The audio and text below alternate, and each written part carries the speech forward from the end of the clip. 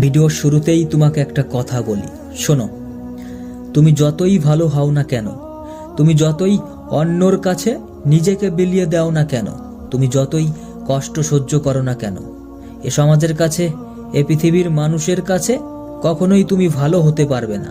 তাই আপন ভেবে কাউকে নিজের মনের কথা সব বলো না। হয়তোবা এমন একটা সময় আসবে যে তোমাকে তোমার কথা দ্বারাই আঘাত করবে। মনে রেখো, বিবেকহীন মানুষকে কখনো জ্ঞান দিতে নেই, আর মায়াহীন মানুষকে কখনো ভালোবাসার মানে বোঝাতে নেই। এ পৃথিবীতে সবচেয়ে কঠিন কাজ হলো নিজেকে চেনা, আর এ পৃথিবীতে সবচেয়ে সহজ কাজ হলো অন্যকে উপদেশ দেওয়া। এ পৃথিবীর মানুষ হয়তো তোমাকে অনেক উপদেশ দেবে, এ পৃথিবীর মানুষ তোমাকে হয়তো অনেক পরামর্শ দেবে। কোনো সময় ভালো পরামর্শ দেবে, আবার কোনো সময় খারাপ পরামর্শ দেবে। সবার পরামর্শই শোনো, কিন্তু তুমি সেটাই করো যেটা নিজের কাছে সঠিক মনে হয়।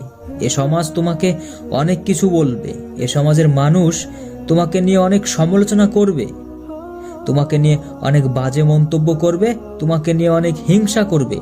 তাই ধৈর্য ধরো, তাই শান্ত থাকো, কথা কম বলো, অনেক পরিশ্রম করো।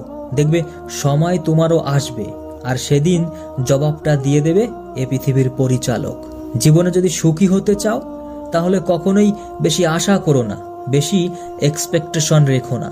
তোমার এই এক্সপেকটেশন, বেশি আশা রাখা তোমার দুঃখ, কষ্ট, হতাশার কারণ হতে পারে। তাই অন্যর থেকে অতিরিক্ত আশা করো না, বিশ্বাস করো নিজের ওপর, বিশ্বাসটা রাখো এই পৃথিবীর পরিচালকের ওপর। মনে রেখো, তোমার জীবনের সবচেয়ে গুরুত্বপূর্ণ উপহারটি হলো তোমার সময়। হ্যাঁ, এ পৃথিবীর পরিচালকের দেওয়া সব থেকে বড় উপহার হচ্ছে তোমার সময়। তাই তুমি তোমার সময়টাকে সঠিক জায়গায় ব্যবহার করো, এমন জায়গায় ব্যবহার করো যেন জীবনের শেষ পর্যায়ে গিয়ে আফসোস না হয়। হ্যাঁ, এমন জায়গায় ব্যবহার করো যাতে জীবনের শেষ পর্যায়ে এসে তোমাকে আফসোস করতে না হয়।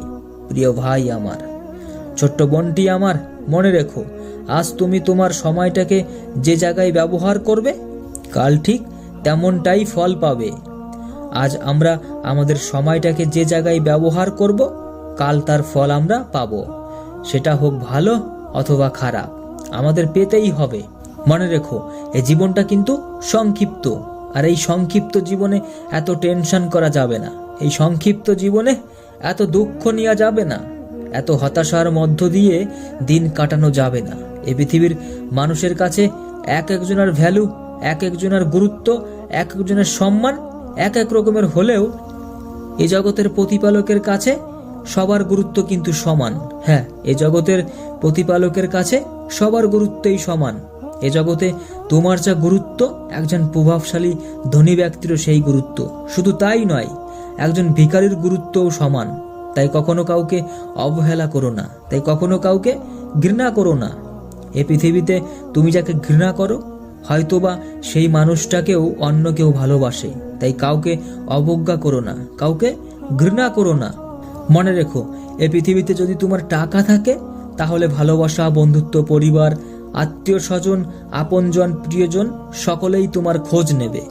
আর যদি তোমার কাছে টাকা না থাকে তাহলে খোঁজ তো দূরের কথা, কখনো যদি ভুল করে রাস্তায় দেখা হয়ে যায় তখনও তোমাকে কেউ চিনতে পারবে না, তখনও তোমাকে সবাই এড়িয়ে চলে যাবে। তাই প্রচুর মেহনত করো, প্রচুর মেহনত করো, কঠোর পরিশ্রম করো, অনেক অর্থ উপার্জন করো। আজ তুমি যেখানে আছো সেটা তোমার অতীতের ফল। হ্যাঁ, আজ তুমি যেখানে আছো সেটা তোমার অতীতের কর্মফল, কিন্তু কাল তুমি যেখানে পৌঁছাবে সেটা তোমার আজকের কর্মফল। তাই কর্ম করে যাও অনবরত, আর নিজের কাছে সব সময় সৎ থাকো, সৎ থাকো নিজের কাছে সব সময়। কারণ টাকা দিয়ে হয়তো তুমি এ পৃথিবীর সবকিছুই কিনতে পারবে, কিন্তু যোগ্য, সম্মান আর খাঁটি ভালোবাসা কখনোই কিনতে পারবে না। তাই টাকা উপার্জন করো, কিন্তু সৎ পথে থেকে। এ পৃথিবীতে বোকারা আছে বলেই পৃথিবীটা টিকে আছে, কারণ যারা অতিরিক্ত চালাক তারা এই বোকা মানুষগুলোর উপরই নির্ভরশীল।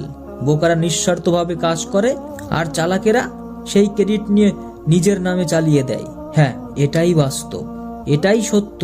তাই অবশেষে তোমাকে একটা কথা বলি, অবশেষে তোমাকে ওই একটা কথাই বলবো।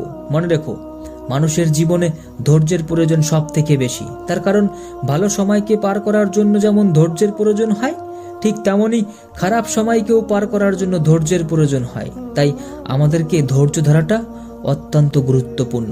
ধৈর্য আমাদের ধরতেই হবে, তাই তোমাকে ধৈর্য ধরতেই হবে, কারণ ধৈর্যের ফল সবসময় মধুর হয়। তাই ধৈর্য ধরো আর বিশ্বাস করো নিজের উপর, বিশ্বাসটা রাখো এই জগতের প্রতিপালকের উপর।